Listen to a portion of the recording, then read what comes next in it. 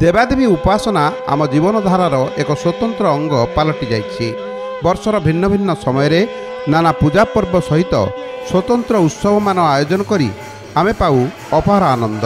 एही परिप्रेक्षी रे भुवनेश्वर आचार्य विहार ठारे आचार्य विहार महिला समिति और आचार्य विहार हनुमान भक्तमंडली मिलित सहयोग में चतुर्दश वार्षिक 108 हनुमान चालीसा पाठ महोत्सव अनुष्ठित हो जाइछि। प्रभातरू श्रीराम दरबार सहित श्रीवीर हनुमान स्वतंत्र पूजार्चना कर जाइथिला। हनुमान चालीसा चली आमर समस्त माँ माने भी ये उपस्थित अच्छा लोकाभिरामं रणरंग धीरं राजीव नेत्रं रघुवंशनाथं कारुण्य रूपं करुणाकरं तम श्रीरामचंद्रम शरणं प्रपद्ये। सही रघुनाथ समस्तंको उपरे करुणा दृष्टि प्राप्ति करथांतु, समस्तंको उपरे करुणा दृष्टि रखिथांतु एवं हनुमान जी जुगे जुगे हनुमान जी विराजमान अछंती।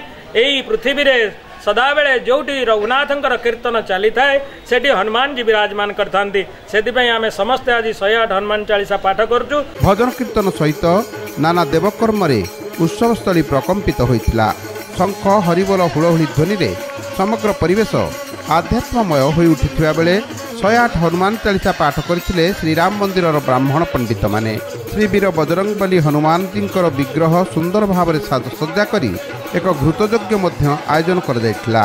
भक्त माने श्री हनुमान को उद्देश्य रे नाना प्रिय द्रव्य अर्पण करी शरण जाइथिले।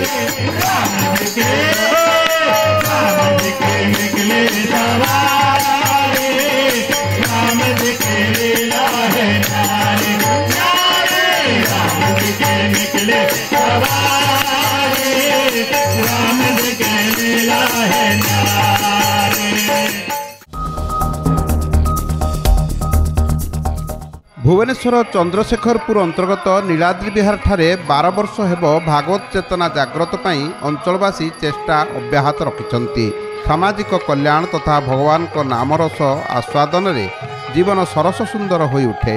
एही लक्ष्य नहीं प्रतिवर्ष नीलाद्रि विहार ठारे थिबा भागवत मंच रे हरिकथा आसर आयोजन करा जाए। ओडिशार अन्यतम लोकप्रिय प्रवक्ता अध्यापक संतोष कुमार साहू एठारे वर्ष श्री हनुमान कथामृत कार्यक्रम रे जोगदे भक्त श्रेष्ठ श्री वीर हनुमान महिमा उपरे प्रवचन प्रदान करथिले। 12 दिन धरी मंदिरर देवादेवी और श्री जगन्नाथ आदि चतुर्धा विग्रहंकर पूजार्चना और प्रार्थना कर जाइथिला। प्रतिदिन संध्यारे बहु संख्यार भक्त प्रवचन सुनिबा पई उत्सवस्थली रे एकत्रित होइथिले। खूब आनंद उल्लास मध्य रे एही मोहनीय आध्यात्मिक उत्सव शेष होइछि। प्रार्थना आम आनंदर उत्सव।